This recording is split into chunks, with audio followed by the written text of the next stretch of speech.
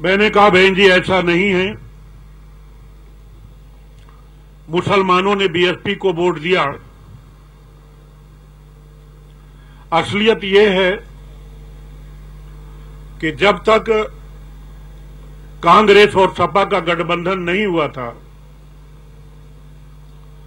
तब तक मुसलमान हमारे साथ ज्यादा तादाद में था, और जैसे ही गठबंधन हो गया कांग्रेस और सपा का, मुसलमान कंफ्यूज हुआ और वो बट गया, हमें भी मिला। लेकिन पहले जितना हमारे साथ खड़ा था उसमें थोड़ी कमी आई। कहने लगी कि मैं आपकी बात से सहमत नहीं हूं। हालांकि ये बात उन्होंने, जो मैंने बात अभी कही है, ये बात उन्होंने 19 अप्रैल की उत्तर प्रदेश बहुजन समाज पार्टी के कार्यालय में पूरे प्रदेश के हजारों लोगों के सामने भी ये बात कही जो मैं कहने जा रहा हूं, जो उन्होंने मुझसे कही। कहने लगी मैं सहमत नहीं हूं, हमने 1993 में सपा से गठबंधन किया तो हमें मुसलमान नहीं मिला, हमने 96 में कांग्रेस से गठबंधन किया तो हमें मुसलमान नहीं मिला। आप गलत बोल रहे हो, मुझे गुमराह कर रहे हो। और उल्टा सीधा बोलना शुरू कर दिया, जैसी उनकी आदत है। इससे पहले भी बोला, मैंने समझाया, पहले जो चुनाव हुए कहा ठीक है भाई भविष्य में नहीं बोलूंगी, मैं भी सहमत हो गया, चलो भाई भविष्य में नहीं बोलेंगी। लेकिन इस बार फिर उन्होंने उल्टा बोलना शुरू कर दिया और बोली कि मुसलमान गद्दार है। यहां तक कि उन्होंने दाढ़ी वाले मुसलमानों को जब ऐसे शब्द से नवाजा और कहा ये कुत्ते मेरे पास आते थे, मैंने कहा ये मेरी मजहब का मामला है। बहन जी आप ये जो बोल रही ठीक नहीं। बोली मैं आपके खिलाफ एक्शन लूंगी। मैंने कहा ले लीजिए, आप एक्शन ले लीजिए, लेकिन आप ये कहें कि वोट नहीं मिला, ठीक है, कोई भी कह सकता है मिला नहीं मिला, लेकिन किसी को इस तरीके से कहना, वो भी दाढ़ी वाले का नाम लेके। बोले बहुत से मुझसे मिलने आते थे। मैंने कहा मैं एक मौलाना को आपसे मिलाने नहीं लाया। बोले मुझसे सतीश चंद्र मिश्रा जी ने मिलाया, फला मौलाना को मिलाया, फला मौलाना को मिलाया, आनंद लेकर के आए। मैंने कहा मैं किसी मौलाना को लेकर नहीं आया।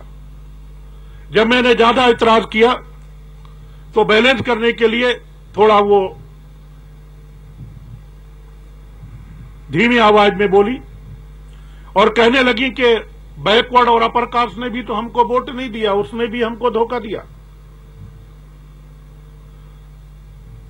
मैंने कहा बहन जी ये मर्जी की बात है, हम कैसे ये कह सकते हैं कि धोखा दिया। कोशिश करना हमारा काम है, अगर कोई वोट नहीं देता है तो इसके लिए हम क्या करें।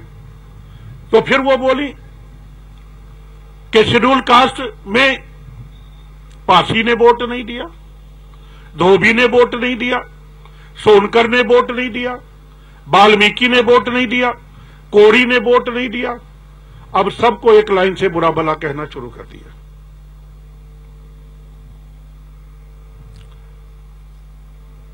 और जब मैंने कहा कि बहन जी इससे कोई बात नहीं बनेगी, कहने लगी ठीक है मैं तुमसे बाद में बात करूंगी।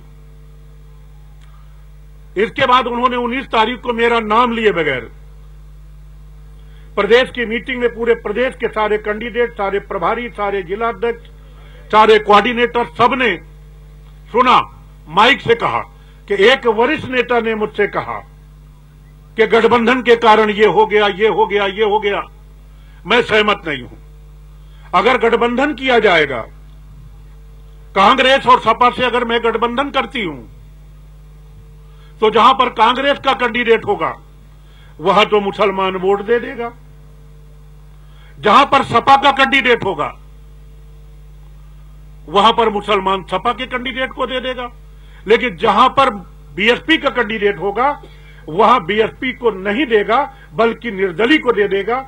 ये पूरे प्रदेश ने सुना, यहां जो बैठे हैं लोग, यहां तमाम कैंडिडेट बैठे हैं, उन्होंने भी सुना। शेड्यूल कास्ट के लोगों ने सुना, अपर कास्ट के लोगों ने सुना, बैकवर्ड ने सुना, मुसलमान भर ने नहीं सुना। और वो नेता नाम उन्होंने नहीं लिया, लेकिन मैं ही था। इसके साथ साथ उन्होंने 19 अप्रैल को अपने भाषण में बानवर श्री कांशीराम साहब को जब अपने से नीचा दिखाने का प्रयास किया और अपनी स्पीच में यह कहा कि 1996 में जब विधानसभा का चुनाव, नहीं 2002 में, सॉरी 2002 में जब विधानसभा का चुनाव यूपी और पंजाब में एक साथ हो रहा था, तो मानवर कांशीराम साहब यूपी का सारा पैसा लेकर के पंजाब चले गए और ये कहा कि मैं पंजाब में सरकार बना के लौटूंगा, और मुझसे कहा यूपी तुम्हारे हवाले। यूपी में हम लगभग 100 एमएलए जीत गए, सुश्री मायावती जी बोली, लेकिन मानवर कांशीराम साहब पंजाब में खाता नहीं खोल पाए। मैंने मानवर कांशीराम साहब को पीछे धकेलने का काम किया। दोबारा जब मैं मिला, बहन जी बोली कि मैंने जो आज लोगों के सामने बात रखी है, लोगों ने क्या कहा। मैंने कहा बहन जी लोगों को अच्छा नहीं लगा। जिन कांशीराम साहब ने नींव रखी बीएसपी की, जिन कांशीराम साहब ने आपको बीएसपी में शामिल किया, आपको कैडर सिखाया, आपको राजनीति सिखाई, आपने अपने आप को उनसे ऊपर साबित कर दिया। ये कार्यकर्ताओं को अच्छा नहीं लगा। बोले भाई फिर आप वही बात करने लगे, मैं आपके खिलाफ कार्रवाई करूंगी। मैंने कहा कर दीजिए, मैं कर दीजिए। फिर नॉर्मल हुई, फिर कहने लगी कि नहीं भाई चलो अच्छी बात है, आप बात बता रहे हो, मुझे भले ही बुरा लग रहा है, सारी बात बताओ और क्या है लोगों का। मैंने कहा बहन जी आप घोषणा पत्र जारी नहीं करती, अगर पूछ रही हैं तो मैं बताता हूं। लोगों का कहना है कि आप घोषणा पत्र जारी करो, और लोगों का यह कहना है कि पार्टी की यह दुर्गति इसलिए हुई है कि आप लोगों से मिलना पसंद नहीं करती। आप जिला स्तर के लोगों को बुला करके मिलो। इसके साथ साथ बहन जी आप अगर पूछ रही हैं तो विधानसभा 2017 के चुनाव में आपने सिर्फ 55 जनसभाएं लगाई और बीच में कई दिन छुट्टी मार दी, जबकि दूसरे नेताओं ने 250, 300 दूसरी पार्टी के नेताओं ने किया। बहन जी आपको भी बढ़ाना चाहिए। बोले मैं अपनी जान दे दूं क्या। मैंने कहा आप पूछ रही हैं कि बताओ क्या कमी है, तो मैं बता रहा हूं। मैंने कहा बहन जी आप स्टेज पे जाती थी, सारे प्रत्याशी बैठे रहते थे, यहां बैठे हैं प्रत्याशी, अगर एक एक प्रत्याशी का नाम ही ले लेती कि उस विधानसभा सीट से ये है इनको जिता दो, इस विधानसभा सीट से ये है इनको भी जिता दो, आपने किसी प्रत्याशी के लिए वोट ही नहीं मांगा। ये भी उनको नाराजगी जाहिर हुई। मैंने कहा बहन जी आपकी सुरक्षा के लिए हमने हमेशा ख्याल रखा। मुझे 34-35 साल हो गए, लेकिन जो अब हो रहा है वो कभी नहीं होता था। ठीक है आप सबकी तलाशी लेकर के अंदर भेजिए, पेन भी रखवा लेती हैं, घड़ी भी रखवा लेती हैं, मोबाइल भी रखवा लेती हैं, हमें इतराज नहीं है, लेकिन ये सबके साथ एक जैसा होना चाहिए। श्री सतीश चंद्र मिश्रा और उनके दामाद की तलाशी लेना तो दूर रहा, जैसे गाड़ी आती है आपका गेट खुल जाता है और उनकी गाड़ी वहां जाके खड़ी होती है, जहां उस पोर्ट पे जहां आपकी गाड़ी खड़ी होती है। तलाशी हो रही है तो सबकी होना चाहिए। हमारी हो रही है ठीक है, लो आप, हम चाहते हैं बिल्कुल लो तलाशी, लेकिन सबकी तलाशी होना चाहिए। ये भी उनको नागवार गुजरा। और इन्हीं सब बातों से वो नाराज चल रही थी। एक दिन मुझे बुलाया, भाई यहां आओ, अकेले आना। मैंने कहा मैं अकेले तो वैसे ही आऊंगा, जिसको आप कहेंगी तभी मैं साथ में लाऊंगा। मैं अकेले गया। कहने लगी कि इस समय पार्टी को पैसे की बहुत जरूरत है। मैंने कहा बहन जी वो तो हमेशा जरूरत पड़ती है, पैसे की जरूरत हमेशा पड़ती है। कहने लगी नहीं भाई आपको इंतजाम करना है। मैंने कहा बताइए, मैंने जो हो सका है, आपने जो जो कहा मैंने आपकी सारी बात मानी। आपने जो कहा मैंने जी बहन जी के अलावा कुछ कहा ही नहीं। बताइए। बोले 50 करोड़ रुपए की पार्टी को जरूरत है। मैंने कहा बहन जी मैं कहां से लाऊं, मेरे पास तो नहीं है। बोले अपनी प्रॉपर्टी बेच दो। मैंने कहा बहन जी आपको कैश चाहिए ना, मैं अपनी प्रॉपर्टी बेच भी दूंगा तो 50 करोड़ का चौथाई हो जाए तो बड़ी भारी बात है।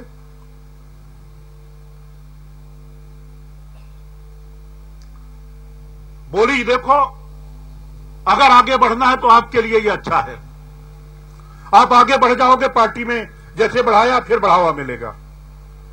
मैंने कहा मैं कहां से लाऊं, आप मेरी पूरी प्रॉपर्टी जिसके नाम कहो मैं लिख लूं। बोले अपने परिवार वालों को बुलाओ, रिश्ते नातों को बुलाओ, और सरकार में जिनके आपने काम किए हैं उनको बुलाओ, 1-1, 2-2 करोड़ रुपया उनसे लो, प्रॉपर्टी बेच करके जो मिले मुझे दो। मैंने कहा नोटबंदी के बाद प्रॉपर्टी अगर मैं बेचूंगा भी तो कैश नहीं मिलेगा, मैं तैयार हूं। पार्टी हित में अगर यह है तो ठीक है भाई आप ले लो, मैं प्रॉपर्टी बेचने को तैयार हूं।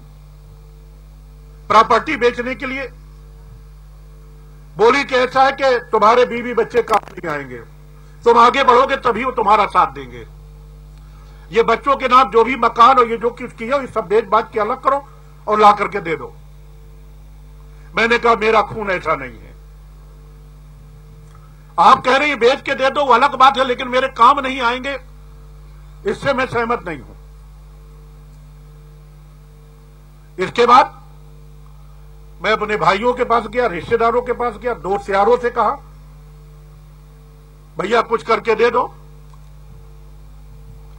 पार्टी के मैंने कुछ लोगों से कहा कि मेरी प्रॉपर्टी बिकवा दो, ये कैंट की प्रॉपर्टी है, ये लीज पे है, किसी की बपौती नहीं है ये। उसके बाद भी मैंने पार्टी के लोगों से कहा और ये नहीं बताया कि पैसा कहां देना है, क्या करना है। मैंने कहा मुझे जरूरत है भाई इसको बिकवा दो। वादा किया, मेरे पुरखों की जो प्रॉपर्टी थी, खेती बाड़ी थी, मैंने उसके लिए कहा, पार्टी के लोगों से, परिवार के लोगों से कहा। मेरे भाई, मेरे रिश्तेदार, मेरे दोस्त यार सब यहां हैं, उन्होंने कुछ पैसा इकट्ठा करके दिया। मैंने बहन जी से फोन पे कहा कि बहन जी को थोड़ा सा हो गया है, मैं लेके आ रहा हूं। बोले नहीं नहीं सारा लेकर के आना है।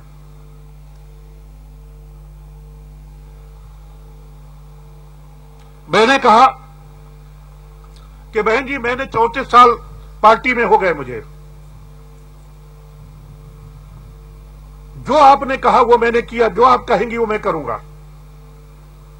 मेरे ऊपर तरस खाइए, मेरे पास नहीं है, और इसके प्रमाण मैं अभी दे रहा हूं कि मैंने उनको क्या कहा। मैंने कहा बहन जी आपको मालूम है कि 1996 में आप बदायूं जिले की बिलसी सुरक्षित थी, उस समय अब जनरल हो गई। आप बदायूं जिले की बिलसी सुरक्षित सीट से चुनाव लड़ रही थी। आपने मुझे इलेक्शन एजेंट बनाया था, मुझे चुनाव प्रभारी भी बनाया था। वोट पड़ने के 5-6 दिन पहले मेरी जब पत्नी से बात हुई, उस समय मोबाइल नहीं थे, मैंने पीसीओ से जाके अपनी पत्नी से जब बात की, मेरे प्रेस मीडिया के बंधुओं, मैं कह नहीं सकता हूं, उस समय मेरी 3 संतानें थी और आज भी 3 हैं। छोटा बेटा मेरा पैदा नहीं हुआ था। मेरे 2 बेटे थे, उनसे बड़ी एक बेटी थी और बेटी की तमन्ना मेरे दिल में हमेशा रही कि एक बेटी होना चाहिए। बेटी की उम्र 8 साल रही होगी। मेरी पत्नी ने कहा कि बेटी बहुत बीमार है, चले आओ। मुझे लगता है कि बचेगी नहीं। मैंने बहन जी से बात की। मैंने कहा, बहन जी मेरी सिर्फ एक बेटी है, सबसे बड़ी संतान है मेरी, मुझे जाने की छुट्टी दे दीजिए। बोली तुम चले जाओगे तो इलेक्शन एजेंट बनाना, ये बनाना, वो बनाना, चुनाव फंसा हुआ है, मैं चुनाव हार जाऊंगी, तुम्हें नहीं जाना चाहिए। मैं नहीं गया। दूसरे दिन मुझे खबर मिली कि मेरी बेटी मर गई।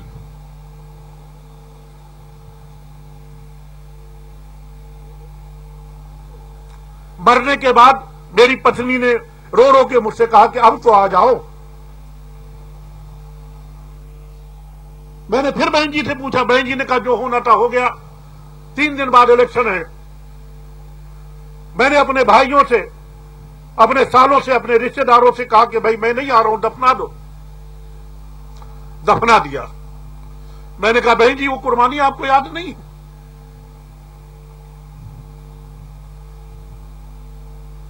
आपने कहा मंडी वाला केस अपने ऊपर ले लेना, मेरा नाम मत लेना। मैंने आपका नाम नहीं लिया।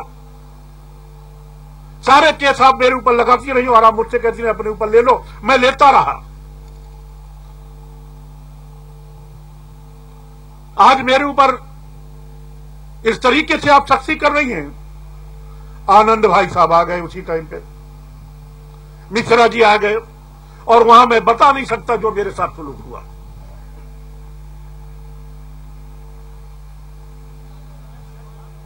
किस हद तक बदतमीजी मुझसे की गई।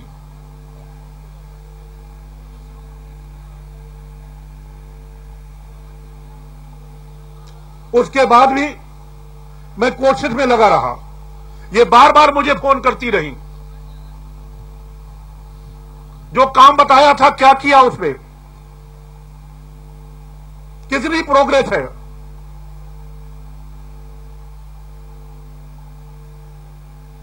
बार बार पूछती रही। इसके साथ एक काम और सौंप दिया, पूरे प्रदेश की मेंबरशिप की किताबें लाओ, उनका पैसा लाओ, कैंडिडेट जो हार गए हैं, जो भाग गए हैं, उनसे भी लेके आओ। मैंने कहा मैं सारे कैंडिडेटों को पहचानता भी नहीं हूं। मैं जानता था कि मुझे एक दिन पार्टी से निकाला जाएगा, उसी समय मैं जान गया था। सोशल मीडिया में भी आ रहा था, आपके इलेक्ट्रॉनिक प्रिंट मीडिया में भी आ रहा था कि नसीमुद्दीन सिद्दीकी के पर कतरे गए, मध्य प्रदेश भेजे गए, ये हुआ वो हुआ। मैं जानता था कि मुझे पार्टी से निकाला जाएगा, लेकिन जिस पार्टी को 34 साल मैंने खून पसीने से सींच करके मानवर कांशीराम साहब के साथ काम करते हुए यहां तक पहुंचाने का काम किया था, करोड़ों लोगों ने काम किया पार्टी में।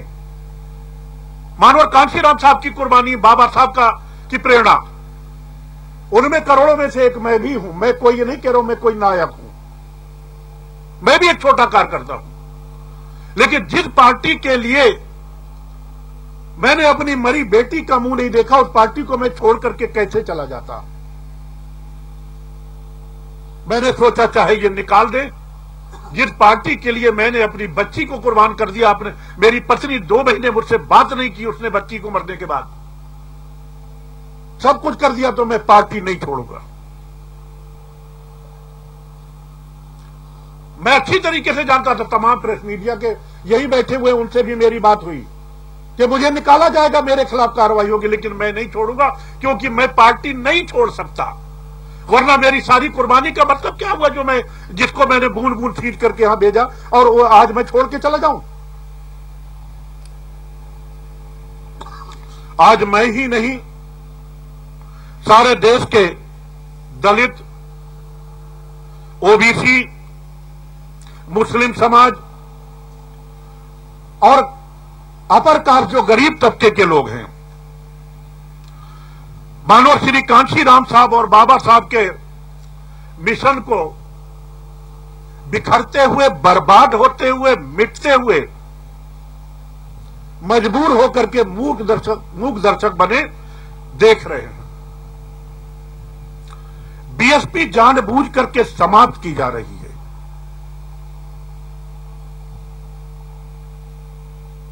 और समाप्त करने वाला कोई और नहीं बल्कि श्री सतीश चंद्र मिश्रा एंड कंपनी की साजिश के तहत सुश्री मायावती जी व श्री अनंत कुमार समाप्त कर रहे हैं।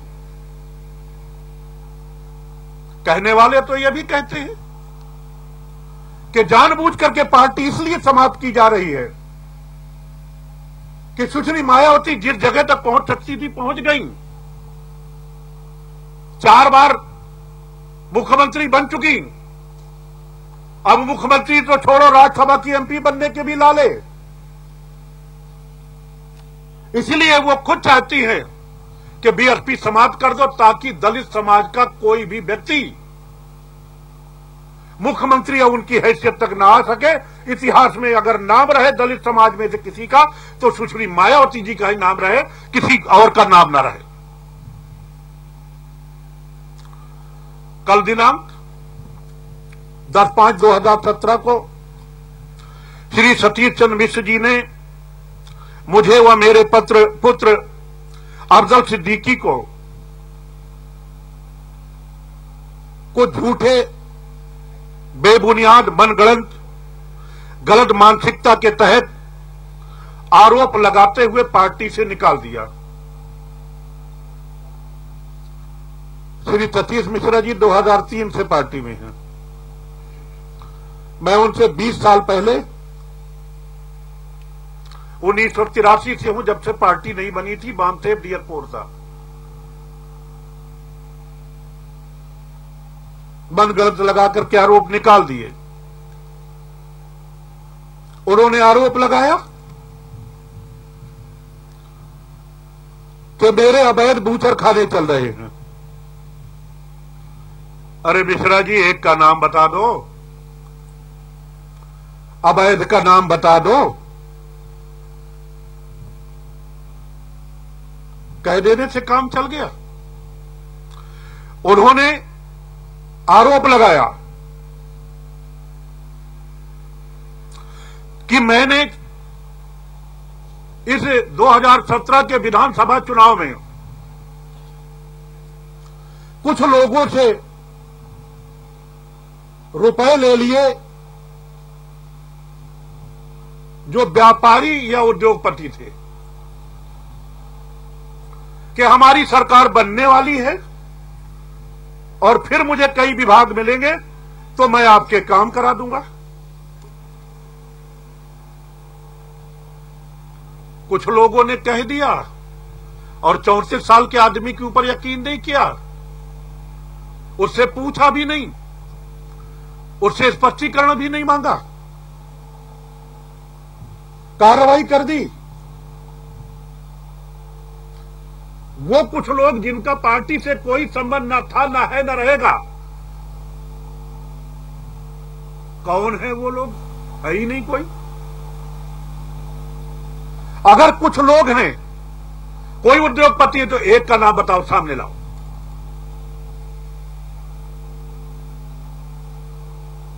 आपने मुझे हत्या के इल्जाम में सजा तो सुना दी, लेकिन मैंने हत्या किसकी की यह भी तो मुझे मालूम होना चाहिए कि मैंने किसके साथ गलत किया।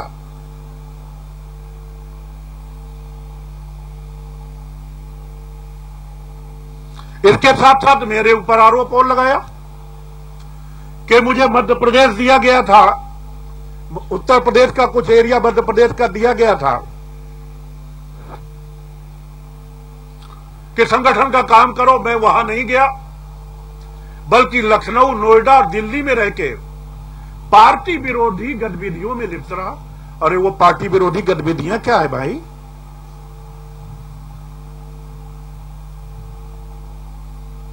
कह रहे हैं कि मैं नहीं गया। अरे मैं नहीं गया नहीं, मुझे सुश्री मायावती ने मना किया कि जाना नहीं। अभी मैं आपके सामने प्रमाण रख रहा हूं।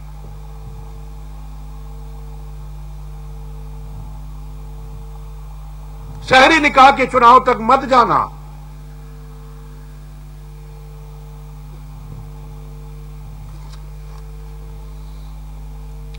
मेरी संपत्ति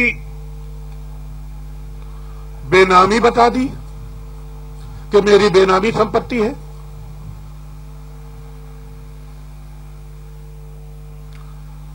बेनामी संपत्ति के बारे में या मेरे असेट्स के बारे में सबसे पहले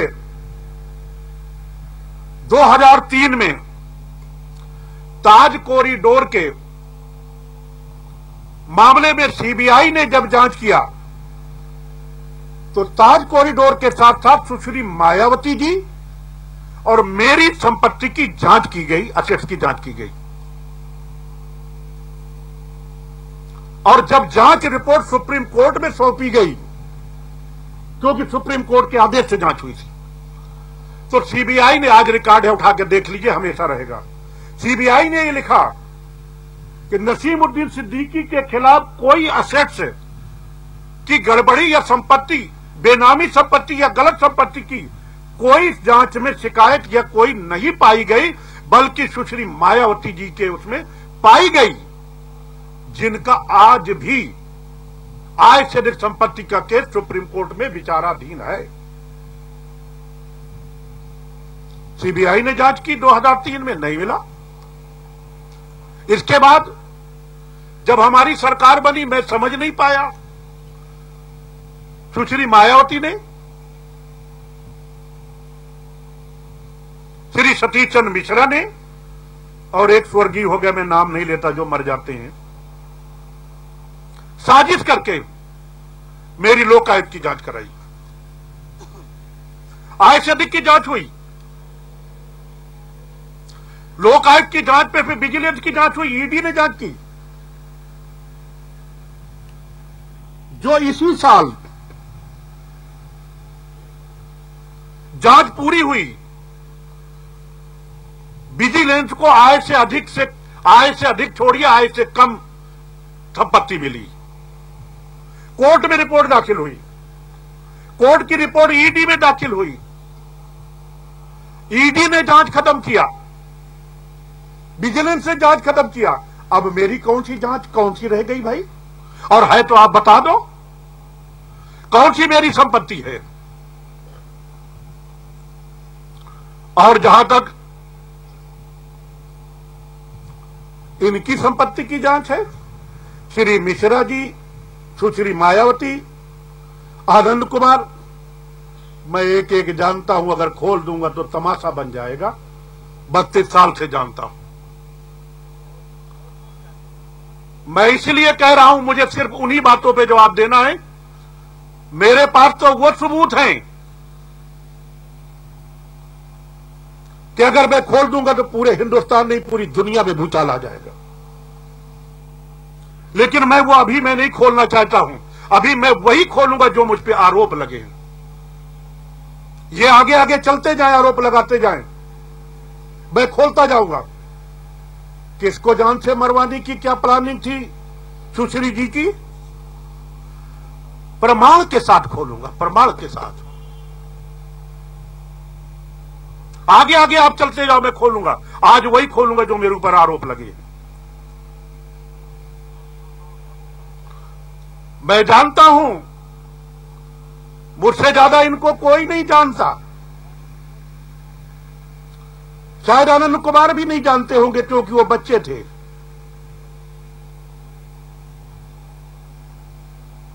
और वो बहन जी उनको दूर दूर रखती थी। अभी पास तो अभी 10 साल से आए हैं, उससे पहले तो दूसरे पास थे। खैर वो उनके घर का मामला, मुझे उस पर नहीं लेना। मेरे घर में भी तमाम मामले, तो उस पर मुझे नहीं जाना। इनके कई गिरोह हैं और एक गिरोह ऐसा भी है जो अपराधियों का है। वो अपराधियों का गिरोह क्या करता है? सुश्री मायावती जी के खिलाफ किस चैनल ने दिखाया, किस अखबार ने दिखाया, गाड़ी तोड़ दो, आग लगा दो। कौन सी नेता बोली, उसको आग लगा दो उसके घर में।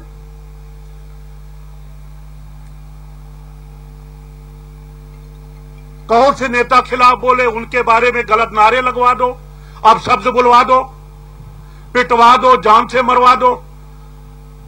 और उस गिरोह के मैं सरगना से लेके एक एक सदस्य को जानता हूं। यह उनके बाएं हाथ का खेल है।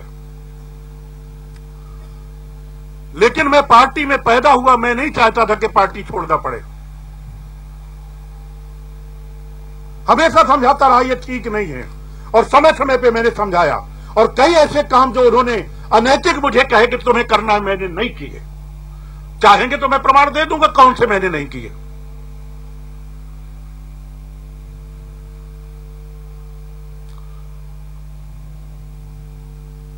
मैं सबकी जन्म कुंडली जानता हूं, और मैं ये भी जानता हूं कि मैं जो आज बोल रहा हूं, तो मेरे बोलने पर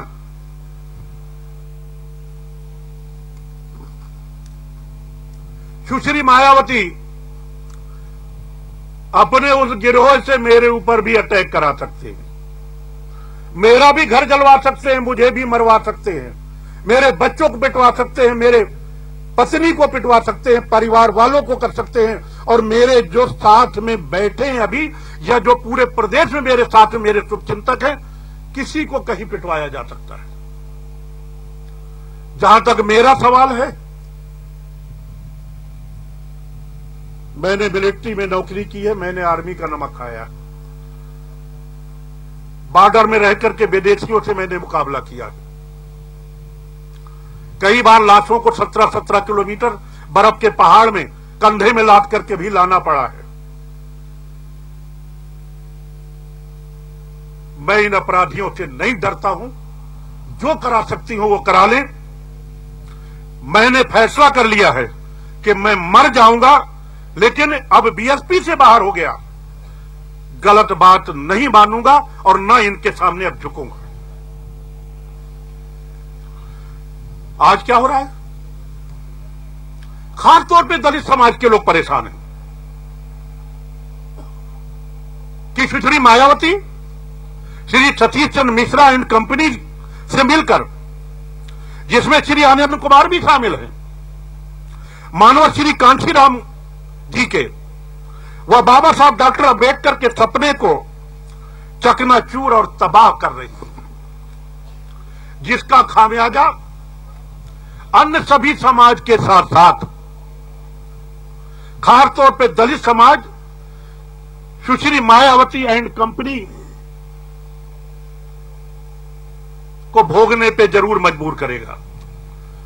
जिन मानवर कांशीराम जी के वह बाबा साहब के मिशन को मैंने अपने जीवन के बहुमूल्य लगभग 35 वर्ष लगा दिए, उस मिशन को बर्बाद होने से खास तौर पर दलित समाज Shri Satish Chandra and company, Shri Satish Chandra Mishra and company द्वारा सुश्री मायावती जी को अपने चुंगल में लेकर बर्बाद और तबाह होने से बचाएं, ये मेरी अपील है। ऐसी मेरी खासतौर पे दलित समाज से अपील है, क्योंकि श्री सतीश चंद्र मिश्रा एंड कंपनी ने सुश्री मायावती जी को अपने चुंगल में फंसा लिया है और उन्हें ब्लैकमेल करके, जांचों और जेल का डर दिखा करके, साथ में बीएसपी के विरोधियों से मिलकर बीएसपी व इस मिशन को श्री सतीश चंद्र मिश्रा एंड कंपनी ने तबाही के कगार में पहुंचा दिया। बस द एंड बाकी है।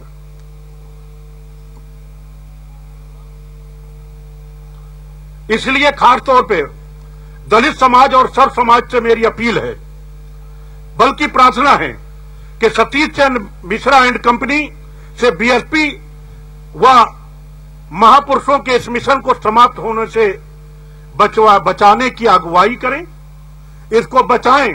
हम तो बाहर हो गए, वही बचाएं। खासतौर पर दलित समाज और सर्व समाज से मेरी अपील है।